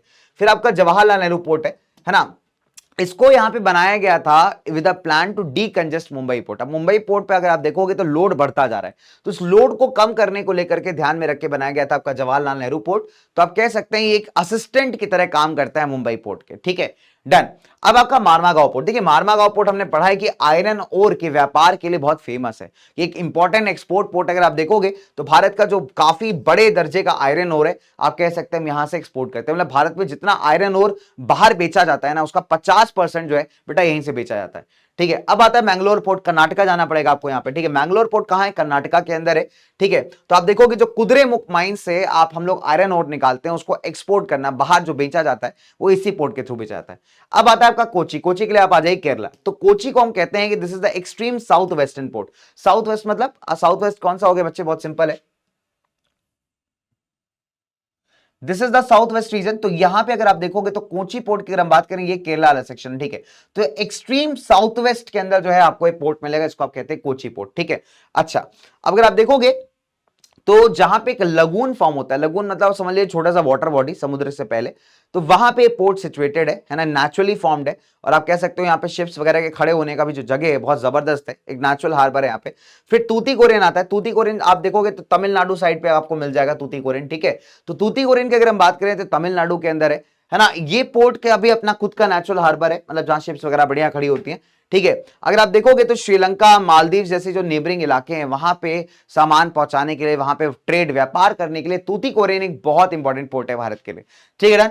चलिए, अब मैं अगर आपसे बात करूं चेन्नई, चेन्नई को ओल्डेस्ट आर्टिफिशियल पोर्ट कहा जाता है भारत का। This is very important. Chennai कई बार मार्क करने को आता है एग्जाम में, आपको बोल देगा ओल्डेस्ट आर्टिफिशियल पोर्ट मार्क करिए। तो ओल्डेस्ट आर्टिफिशियल पोर्ट क्या है बेटा? दैट इज हमारा चेन्नई, ठीक है। तो मुंबई के बाद सेकंड नंबर पे इसको हम रैंक करते हैं इन टर्म्स ऑफ ट्रेड, कितना व्यापार होता है इस पोर्ट के जरिए। फिर हम बात करें वाइजैक या विशाखापट्टनम, बेटा डीपेस्ट लैंडलॉक पोर्ट है, ये भी मैप पे मार्क करने को देता है, आपको बोल देगा डीपेस्ट लैंडलॉक मार्क करिए, ठीक है। डीपेस्ट लैंडलॉक पोर्ट मतलब सब जगह जमीन से घिरा हुआ, दैट इज विशाखापट्टनम या वाइजैक, आप इसको कह लीजिए। इस पोर्ट को डेवलप किया गया था आयरन ओर को एक्सपोर्ट्स करने के लिए। पारादीप, पारादीप इंपॉर्टेंट है आपके उड़ीसा के लिए, ये भी एग्जाम्स में आया हुआ है। पारादीप अगर आप देखोगे उड़ीसा के लिए इंपॉर्टेंट पोर्ट है, प्लस आयरन और एक्सपोर्ट करते हैं हम लोग यहां से। फिर कलकत्ता की बात करें, कलकत्ता जो पोर्ट है ना बेटा, ये आपका समुद्र पे नहीं बना है बट रिवर पे बना है। तो ये इनलैंड रिवराइन पोर्ट है, रिवराइन मतलब रिवर के ऊपर, नदी के ऊपर बना हुआ पोर्ट है। तो अगर आप देखोगे तो जो गंगा ब्रह्मपुत्र बेसिन का इलाका है ना, उसका मतलब काफी बड़ा सा हिस्सा आप देखेंगे इस पोर्ट का भी पार्ट बनता है। तो एक टाइडल पोर्ट है, तो आप देख सकते हैं कि लगो ये हुगली नदी के ऊपर बड़ा बना हुआ है पूरा पूरा, ठीक है। तो अच्छा टाइडल पोर्ट, टाइडल मतलब जहां पे टाइड एक्टिविटी ज्यादा होती है, टाइड्स आती है ना, हाई टाइड्स, लो टाइड्स वगैरह, ठीक है। तो it's a very important port again, ठीक है। फिर आप आ जाते हैं हल्दिया पोर्ट। अब हल्दिया पोर्ट भी आपका बंगाल वाले सेक्शन में, ठीक है। तो अगर आप देखोगे तो जब कोलकाता पोर्ट पे यहाँ पे लोड बढ़ रहा था, तो उसके लोड को रिड्यूस करने के लिए हमने एक ऑल्टरनेटिव पोर्ट बनाया जिसको आप कहते हैं हल्दिया पोर्ट, ठीक है।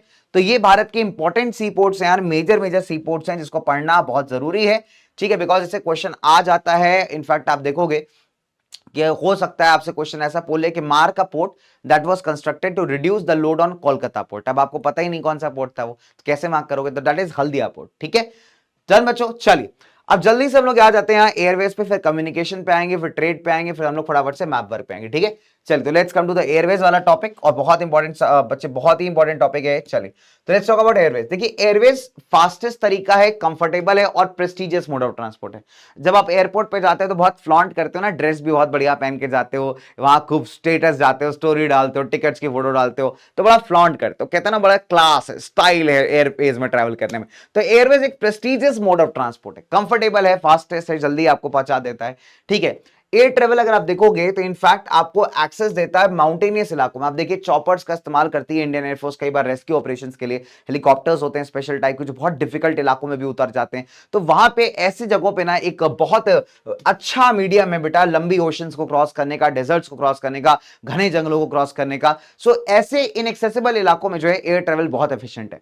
फिर अगर आप देखोगे तो एयर ट्रांसपोर्ट को हमने 1953 में नेशनलाइज किया था, मतलब सरकार ने इसका कंट्रोल ले लिया था। आज भी आप देखोगे डीजीसीए है, डीजीसीए मतलब जो एयरपोर्ट मतलब हमारा जो कंप्लीट एयरवेज वगैरह को संभालती है, ठीक है। Airports authority of India AI है जो पूरा एयरपोर्ट ऑपरेशंस को मैनेज करती है। तो सरकार इसके रिगार्डिंग रूल्स वगैरह बनाती है। हालांकि आप देखेंगे एयर इंडिया जो पहले नेशनलाइज था, मतलब एयर इंडिया अभी तो प्राइवेटाइज कर दिया गया, वापस से टाटा के पास आ गया, ठीक है। तो पहले नेशनलाइज था, सरकार इसको ऑपरेट करती थी। तो ये दोनों तरीके की सर्विसेज प्रोवाइड करता था, डोमेस्टिक मतलब देश के अंदर भी और इंटरनेशनल। हालांकि सर्विसेज इतनी बेहतर है नहीं, वो आज भी इतनी नहीं सुधर पाई। तो लेट्स होप कि आगे चल के कभी सुधर जाए compare to the other types of airways, ठीक है। अगर आपको लग्जरी चाहिए तो लग्जरी आपको फिर मिलेगा एमिराट्स, कतर एयरवेज वगैरह में, अल्ट्रा लग्जरी इसको कहते हैं आप, ठीक है। चलिए फिलहाल हम बात करते हैं पवन हंस हेलीकॉप्टर की। तो पवन हंस हेलीकॉप्टर लिमिटेड जो है ऐसी हेलीकॉप्टर सर्विसेज हैं जिनको स्टार्ट किया गया था जो ओएनजीसी के कर्मचारी हैं। ओएनजीसी मतलब oil and natural gas corporation है हमारा। वो क्या करती है ना, कई बार जो आपका सी शोर मतलब सी का किनारा है, उसके अलावा भी उनके बहुत सारे ऐसे ऑपरेशन है जो समुद्र के बीचों बीच होते हैं। तो वहां से उनको लेके आना, लेके जाना, वो सारी चीजों का ट्रांसपोर्टेशन मदद करना, तो उसके लिए पवन हंस हेलीकॉप्टर्स बहुत यूजफुल साबित हुए हैं। फिर अगर आप देखोगे खासकर ऐसे इलाके जहां पे बेचारे आम आदमी के लिए कोई और साधन नहीं है ट्रांसपोर्ट का, वहां पे भी एयर ट्रैवल एक बहुत अच्छा मींस ऑफ ट्रांसपोर्ट है। आज आप देखोगे एयर ट्रैवल्स को ना और चीप बना, जैसे आप कभी आप श्राइन जाइए, जब माता वैष्णो देवी आप जाते हैं जम्मू में, कटरा के अंदर, ठीक है, तो Katra is a place in Jammu and Kashmir, तो वहां पे आप जाइए तो वहां पिलग्रिमेज के लिए बहुत सारे लोग वहां नहीं चढ़ पाते, बिकॉज 12-13 किलोमीटर लंबी चढ़ाई है, आपको ऐसे चढ़ के जाना पड़ता है ना, हिल पे, माउंटेन पे, तो आप जाके मंदिर के दर्शन कर पाते हो। तो बहुत सारे लोग नहीं जा पाते, उतना नहीं चढ़ पाते, तो अभी उनके लिए फैसिलिटीज है, हेलीकॉप्टर फैसिलिटीज, तो लोग हेलीकॉप्टर में बैठ करके काफी पास तक पहुंच जाते हैं, फिर वहां से घोड़ा वगैरह लेके 1-2 किलोमीटर ऊपर चल जाते हैं, ठीक है। तो ये जो हेलीकॉप्टर फैसिलिटीज है बहुत सस्ती प्रोवाइड की गई, मतलब 1800-2000 रुपए में आपको हेलीकॉप्टर सर्विसेज मिल जाती है, दैट इज वेरी चीप, है ना। तो ये इसलिए तो आप देखोगे ऐसे इलाकों में जहां पे कोई और मींस ऑफ ट्रांसपोर्ट अवेलेबल नहीं है, एयर ट्रैवल एक बहुत ही अच्छा मीडियम ऑफ ट्रांसपोर्टेशन है। ऐसे इलाकों में सरकार भी यार सब्सिडी वगैरह प्रोवाइड करती है, मतलब आप देखोगे सर्विसेज सस्ती प्रोवाइड करती है, खासकर जैसे भारत के नॉर्थ ईस्टर्न इलाके हो गए, है ना, और भी एक्सट्रीम नॉर्थ के इलाके हो गए, राइट, तो वहां पे हमारा एयरवेज जो है बहुत अच्छा मींस ऑफ ट्रांसपोर्टेशन है। डन।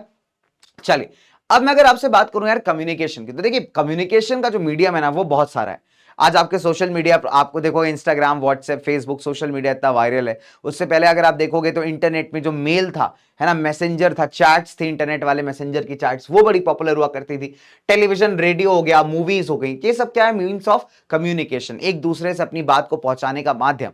और सिंस अगर आप टेलीविजन या मीडिया की बात करोगे, या टेलीविजन, आप रेडियो, मूवीज की बात करोगे, इंस्टाग्राम वगैरह की बात करोगे, तो ये मास मीडिया को अप्रोच करते हैं, मतलब एक बार में कई सारे लोगों तक अपनी बातों को पहुंचाने का बहुत अच्छा मीडियम है, ठीक है। फिर अगर आप देखोगे तो पहले के जमाने में जो चिट्ठियां थी, लेटर्स थे, ये सब बड़े इंपॉर्टेंट मीन्स ऑफ कम्युनिकेशन हुआ करते थे, तो इनको पहुंचाने का जो काम जिम्मेदारी उठाता है वो है हमारा भारतीय पोस्टल नेटवर्क, यानी इंडियन डाक विभाग आप कह सकते हैं। आपने देखा होगा पहले पोस्टमैन भैया आते थे, लेटर वेटर देके जाते थे, आज भी आते हैं बट इनका थोड़ा कम हो गया है ना। फिर भी आप देखो कि कोरियर सर्विसेज वगैरह आज भी चालू हैं। तो भारतीय पोस्टल नेटवर्क को लार्जेस्ट माना जाता है पूरी दुनिया में। तो ये पार्सल्स भी हैंडल करता है, एज वेल एज जो पर्सनल रिटन कम्युनिकेशंस होते हैं, लेटर्स वगैरह होते हैं, डॉक्यूमेंट्स होते हैं, उनको भी हैंडल करता है। तो हम यहां पे दो तरीके से इन कैटेगरीज में, दो कैटेगरीज में मेल्स को डिवाइड करते हैं, ठीक है। फर्स्ट क्लास मेल्स, जो फर्स्ट क्लास मेल्स होते हैं बेटा, वो थोड़े ज्यादा इंपॉर्टेंट होते हैं ना, और जल्दी पहुंचने चाहिए, ऐसी चीजें होती हैं। तो इनको अगर आप देखोगे तो स्टेशन के बीच में ना या तो एयरलिफ्ट किया जाता है, या तो एयरवेज के थ्रू भेजा जाता है, या तो लैंड ट्रांसपोर्ट का इस्तेमाल करके जो फास्टर मीन्स ऑफ ट्रांसपोर्टेशन है उसके थ्रू आपको भेजा जाता है। तो फर्स्ट क्लास मेल्स की बात करें तो जितने भी ऐसे इंपॉर्टेंट अर्जेंट मेल्स हैं जिनको प्रायोरिटी मिलनी चाहिए, ठीक है, तो वो यहां पे आप देखोगे भेजे जाते हैं। अच्छा, अब अगर आप देखेंगे बेटा सेकंड क्लास मेल्स, तो इसमें क्या आ जाती है, आपके बुक पैकेट्स होते हैं, मान लीजिए आपने कुछ बुक मंगाई तो आप देखोगे 5-6 दिन में आती है। रजिस्टर्ड न्यूज़पेपर्स हो गया, आपने सब्सक्रिप्शन लेके रखा है तो वो आपके देखोगे आते रहते हैं अपने, है ना। आपने मैगजीन का सब्सक्रिप्शन ले रखा है तो वो ऐसी कोई दिक्कत नहीं है, अगर डिले भी हो जाएगा तो चलेगा, ठीक है। सो अगर आप देखोगे तो इनको थोड़ा स्लो मीन्स ऑफ ट्रांसपोर्टेशन से लेके जाया जाता है ना, लैंड ट्रांसपोर्ट, वाटर ट्रांसपोर्ट, जिससे इनको पता है कि आराम से पहुंचेगा तो कोई दिक्कत नहीं है, ठीक है। तो दो कैटेगरीज ऑफ मेल्स है। अभी अपने नेटवर्क को स्ट्रॉन्ग करने के लिए आप देखेंगे इंडियन पोस्टल नेटवर्क ने अपनी सर्विसेज को और बेहतर बनाने के लिए अलग अलग चैनल्स भी लॉन्च किए यहाँ पे, जैसे ग्रीन चैनल है, राजधानी चैनल है। चैनल्स का मतलब इन्होंने अलग अलग डोमेन्स बना दिए, डिपार्टमेंट्स बना दिए, और प्रायोरिटाइज कर दिया कि इस वाले चैनल में अगर कोई चीज होगी तो उसको कितनी जल्दी पहुंचाना है, इस वाले में कितनी जल्दी पहुंचाना है। तो ऐसे करके आप देखो कई सारे इन्होंने 6 ऐसे चैनल्स क्रिएट किए हैं, ठीक है। डन। चलिए, तो अगर मैं आपसे बात करूं बच्चे, तो they are a very good source of communication. फिर अगर मैं आपसे बात करूं इसके अलावा, तो भारत में one of the largest telecom network भी माना जाता है एशिया का, जो एसटीडी डायलिंग, एसटीडी फैसिलिटी। अब देखो अब तो एसटीडी की जरूरत पड़ती नहीं, बिकॉज आप मोबाइल फोन, स्मार्टफोन से आप कॉल कर लेते हो बड़ी आसानी से। पहले क्या होता था, अगर आपको एक शहर से दूसरे के शहर कॉल करना होता था तो आपको एसटीडी फैसिलिटी का मतलब लेना पड़ता था, उसके चार्जेस महंगे थे, और दूसरे देश कॉल करना अगेन वॉज वेरी कॉस्टली, उसको हम आईएसडी कहते हैं, इंटरनेशनल सब्सक्राइबर ट्रंक डायलिंग, ठीक है। तो अगर आप देखोगे तो ये फैसिलिटीज अभी भी जो भारत के दूर दराज के इलाके, गांव वगैरह में आप चले जाइए, वहां पे अभी भी वो डॉट फोन होते हैं, पीसीओज होते हैं, जहां पे एसटीडी फैसिलिटी आज भी चलती है। तो आप कह सकते हैं इस फैसिलिटी ने भारत के अलग अलग हिस्सों को आप कह सकते हैं कहीं ना कहीं इंटीग्रेट किया है, जोड़ा है। साथ ही साथ आप कह सकते हैं बेटा डेवलपमेंट भी हुआ है स्पेस और कम्युनिकेशन टेक्नोलॉजी के अंदर, राइट। तो जिसने पूरे टेलीकम्युनिकेशन सेक्टर को रेवोल्यूशनाइज कर दिया है, काफी इफेक्टिव बना दिया है, ताकि आप उसका बेनिफिट ले पाए। अब देखिए मास कम्युनिकेशन, मैंने आपको बताया कि अवेयरनेस का काम करती है लोगों के बीच में, बहुत सारे प्रोग्राम्स आप देखते होंगे टीवी के ऊपर।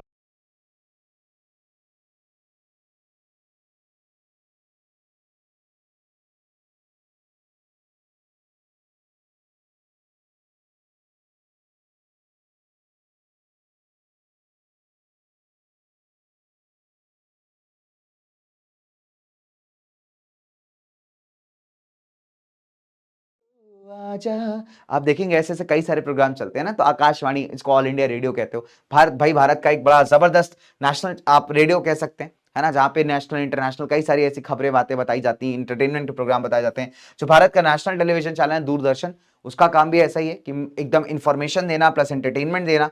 ठीक है, इसको one of the largest terrestrial network माना जाता है वर्ल्ड के अंदर, किससे ज्यादा नेटवर्क किसी का नहीं है भाई। फिर आप देखोगे इंडिया बहुत सारे न्यूज़पेपर्स पब्लिश करता है 100 से ज्यादा लैंग्वेजेस के अंदर। नंबर 1 अगर आप देखेंगे तो 3 भाषाएं कॉमन है हमारे यहाँ, इंग्लिश, उर्दू और हिंदी। ये 3 ऐसी भाषाएं जिसमें सबसे ज्यादा न्यूज़पेपर्स पब्लिश किए जाते हैं। ठीक है, डन। तो ये तो हो गए अपने मीन्स ऑफ कम्युनिकेशन। अच्छा, अब मैं आपसे बात करूं बेटा इंटरनेशनल ट्रेड की। तो देखिए, इंटरनेशनल ट्रेड भी किसी भी देश का एक बड़ा इंपॉर्टेंट कम्युनिकेशन मेथड है, राइट, या ट्रांसपोर्टेशन मेथड। ट्रांसपोर्टेशन कैसे? बिकॉज आप सामान इधर से उधर भेज रहे हो, या तो आप सामान मंगा रहे हो तो आप सामान बेच रहे हो, जिसमें आपका फायदा होगा, राइट। अगर आप देखोगे तो इंटरनेशनल ट्रेड का मतलब होता है जब हम सामान एक्सचेंज करते हैं लोगों से, स्टेट से या कंट्रीज से, है ना, दो अलग अलग देश आपस में व्यापार करते हैं, तो उसको हम कहते हैं इंटरनेशनल ट्रेड। तो ट्रेड का मतलब सिंपल है, जब आप सामान एक्सचेंज कर रहे हो, चीजें व्यापार कर रहे हो किसी के साथ भी, दैट इज कॉल्ड ट्रेड। और जब ये दो देशों के बीच में होता है तो कहलाता है इंटरनेशनल ट्रेड। ठीक है, तो किसी भी देश का इकोनॉमिक पैरामीटर अगर आपको जज करना हो, इकोनॉमी पता करनी हो, तो उसका इंटरनेशनल ट्रेड एक बहुत अच्छा इंडिकेटर है। ठीक है, इंटरनेशनल ट्रेड के देखिए 2 कंपोनेंट्स है, एक आपका एक्सपोर्ट और आपका इंपोर्ट। एक्सपोर्ट मतलब जब आप सामान बेचते हो, इंपोर्ट मतलब जब आप सामान कहीं बाहर से मंगाते हो। ठीक है, और बैलेंस ऑफ ट्रेड का मतलब होता है एक्सपोर्ट और इंपोर्ट के बीच का डिफरेंस। ठीक है, एक्सपोर्ट माइनस इंपोर्ट। तो अगर आपका ये वैल्यू पॉजिटिव है तो आप कह सकते हैं कि आप बढ़िया फायदे में, और ये वैल्यू नेगेटिव है आप कह सकते हैं हम काफी ज्यादा नुकसान में। अगर कोई भी देश, कोई भी कंट्री ज्यादा बेचता है और कम सामान खरीदता है तो डेफिनेटली बात है उसको फायदा ज्यादा होगा, तो ऑब्वियसली बात है उसका एक पॉजिटिव बैलेंस ऑफ ट्रेड रहेगा। ठीक है, तो ज्यादा प्रोग्रेस करेगा। और वही कोई कंट्री सामान बेचता कम है, एक्सपोर्ट कम करता है, इंपोर्ट ज्यादा करता है, तो आप कह सकते हो देश थोड़ा नुकसान में रहेगा। ठीक है, डन। चले, तो बैलेंस ऑफ ट्रेड आता है। तो बैलेंस ऑफ ट्रेड का मतलब होता है कि अच्छा अब देखिए बहुत सिंपल है, फेवरेबल और अनफेवरेबल क्या होता है। जब आपके एक्सपोर्ट्स का वैल्यू इंपोर्ट से ज्यादा हो जाए, जब आप बेचे ज्यादा और खरीदे कम, तो इसको हम कहते हैं फेवरेबल बैलेंस। और जब आपका इंपोर्ट का वैल्यू एक्सपोर्ट से ज्यादा हो जाए, यानी आप खरीद ज्यादा रहे और बेच कम रहे, तो उसको हम कहते हैं अनफेवरेबल बैलेंस ऑफ ट्रेड। अब अगर आप देखेंगे क्या क्या चीजें हम एक्सपोर्ट करते हैं, तो भारत से जो है हम कई सारे प्रेशियस पत्थर हो गए, ज्वेलरी हो गए, केमिकल हो गए और एग्रीकल्चर प्रोडक्ट्स हो गए, ये सारी चीजें हम बेचते हैं। खरीदते क्या है? तो अगर आप देखोगे हम पेट्रोलियम प्रोडक्ट्स खरीदते हैं, ठीक है, हम जेम्स एंड ज्वेलरी खरीदते हैं, कई सारी केमिकल्स खरीदते हैं, कई सारे कुछ मेटल्स खरीदते हैं, इलेक्ट्रॉनिक आइटम्स, मशीनरी खरीदते हैं, एग्रीकल्चर रिलेटेड भी कुछ प्रोडक्ट खरीदते हैं। तो आप देख पा रहे हो कि भारत से अपन बेच थोड़ा कम रहे, खरीद थोड़ा ज्यादा रहे, तो थोड़ा सा अपना बैलेंस जो है यहाँ पे हिला हुआ है। अब देखिए, टूरिज्म एक बहुत ऐसा सेक्टर है जो कि भारत को बहुत ज्यादा बूस्ट प्रोवाइड कर सकता है। टूरिज्म पिछले कुछ सालों में बहुत ज्यादा ग्रो किया है भारत में। आप देखेंगे अलग अलग शहरों का हर एक जगह का कुछ स्पेशलिटी है, कुछ स्पेशल जगह जो हर कोई घूमना पसंद करना, विजिट करना पसंद करता है। और भारत आप देखेंगे फॉरेनर्स के अमंग एक बड़ा फेवरेट हॉट लोकेशन है। तो टूरिज्म इंडस्ट्री की बात करें तो करीब 15 मिलियन लोग जो है ना डायरेक्टली यहाँ पे काम करते हैं ना किसी तरीके से, है ना। अगर आप देखोगे टूरिज्म भारत के इंटीग्रिटी को प्रमोट करता है। जब आप अलग अलग रीजन्स में जाते हैं, वहां के चीजों को सीखते हैं, समझते हैं, तो आप अपने देश को और बेहतर समझ पाते हैं, राइट ना। अगर आप देखोगे, आपने कभी बाहर घूमने गए हो तो वहां का एक लोकल मार्केट होता है जहां पे आके लोकल चीजें बिकती हैं। तो ऑब्वियसली बात है, जब टूरिस्ट आता है उन चीजों को खरीदता है तो वहां के लोकल लोगों का बेनिफिट होता है, उनकी इकोनॉमी बेटर होती है। प्लस आप देखोगे जो लोग बाहर से भारत आते हैं, है ना, भारत के कल्चर को समझने, तो डेफिनेट सी बात है जब भारत के कल्चर को समझते हैं, उनके कुछ अच्छे एक्सपीरियंसेस होते हैं, तो अपने देश में जाके बताते हैं, जिससे हमारा एक इंटरनेशनल लेवल पे हमारे बारे में, हमारे देश के बारे में एक अंडरस्टैंडिंग बनता है, कि इमेज बनता है। इसलिए जब कभी भी आपको कोई फॉरेन टूरिस्ट दिखे तो यार उसको चीट मत करना, ठीक है, बहुत इंपॉर्टेंट हम्बल रिक्वेस्ट है। और ना ही कोई चीट कर रहा हो तो उसको करने देना, बिकॉज वो आपकी पर्सनल इमेज नहीं खराब हो रही है, आप अपने देश की इमेज वहां खराब कर रहे हो। जब वो इंसान वहां अपने देश वापस जाएगा तो क्या बोलेगा, अरे मेरे को तो ऐसे लोग मिले थे इंडिया में। तो ये चीज गलत है ना। तो हम लोग कहते हैं ना, अतिथि देवो भव।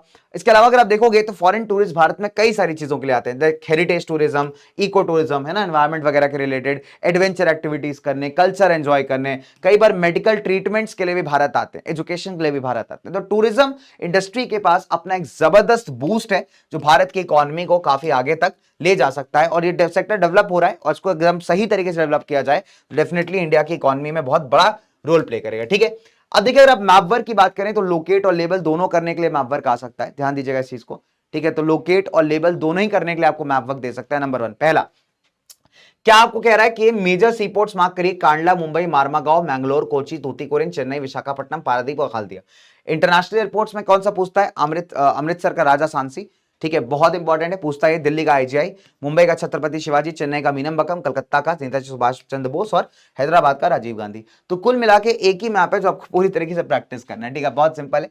अब देखो मैं आपको समझा रहा हूं तो थोड़ा सा इसको एक्सपांड करूंगा। ओके ओके, तो थोड़ा सा इसको एक्सपांड करूंगा। तो आप थोड़ा ध्यान से देखिएगा, देखो थोड़ा सा मैप हिलेगा यार, तो I am very sorry for that, ठीक है, ध्यान देना। अच्छा अभी आपको दिख रहा है, तो अभी आप देखिए बेटा, तो ये आपका अमृतसर वाला पार्ट है, ठीक है। तो अमृतसर में जब कभी भी आपको मार्क करने को बोलेगा राजा सांसी मार्क करिए, तो आपको या तो पहचानने को बोलेगा या तो मार्क करने को बोलेगा। सो ये देखिए, ये आपका जो नॉर्थ वेस्टर्न सेक्शन है, दिस इज योर अमृतसर, और अमृतसर में आप मार्क करेंगे यहाँ पे राजा सांसी, दिस इज नंबर 1। अमृतसर से जस्ट एक स्ट्रेट लाइन खींच के नीचे आइए, आपको यहाँ मिलेगी देश की राजधानी दिल्ली, और दिल्ली में आपको मिलेगा Indira Gandhi international airport. Done, यहां तक बात समझ में आ गई। तो 2 एयरपोर्ट्स हमने मार्क कर लिया यहाँ पे, कौन सा, राजा सांसी और इंदिरा गांधी। अच्छा अब आप नीचे आइए, गुजरात में मैंने आपको क्या बताया था कि एक टाइडल पोर्ट है, कौन सा, कांडला। तो ये आपका सी पोर्ट है, यहाँ पे नाव बनी हुई है, ठीक है, आप देख सकते हैं। तो कांडला एक इंपॉर्टेंट सी पोर्ट है, कहां पे, गुजरात के अंदर। तो गुजरात में कहां जाना है, बिल्कुल जो कट आपको दिख रहा है, कट के जस्ट ऊपर आप आएंगे, दिस इज कांडला, ठीक है। क्लियर है, यहां तक बात समझ में आ गई। हम एक एक कोर्स करते चलेंगे। अच्छा अब थोड़ा ऊपर लेके चलता हूं मैं इसको,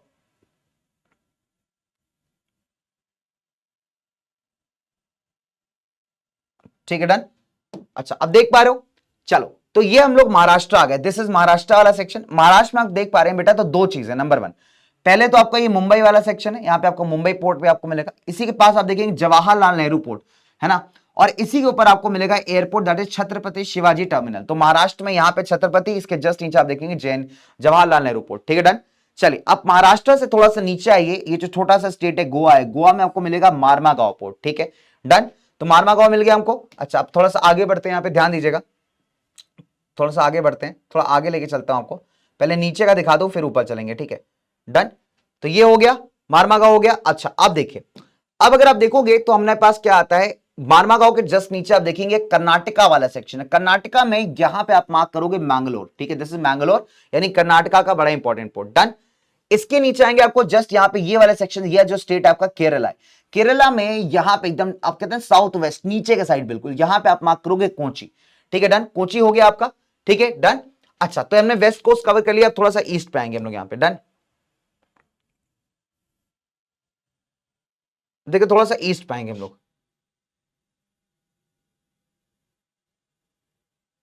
ठीक है जी। चलिए थोड़ा सा ईस्ट पे आते हैं, ईस्ट में आप देखिएगा, डन।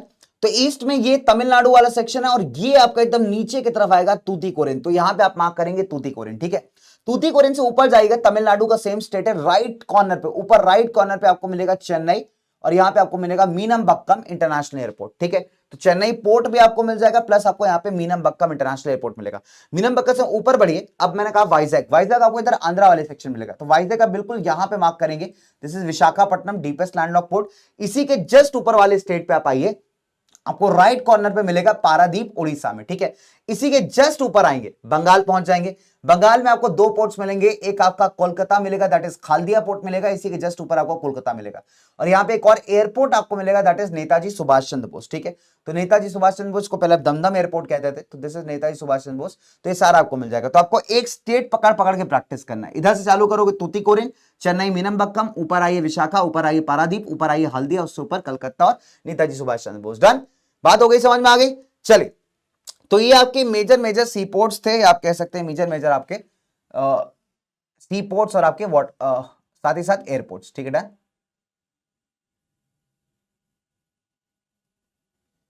अभी सॉर्टेड है, क्लियर है जी।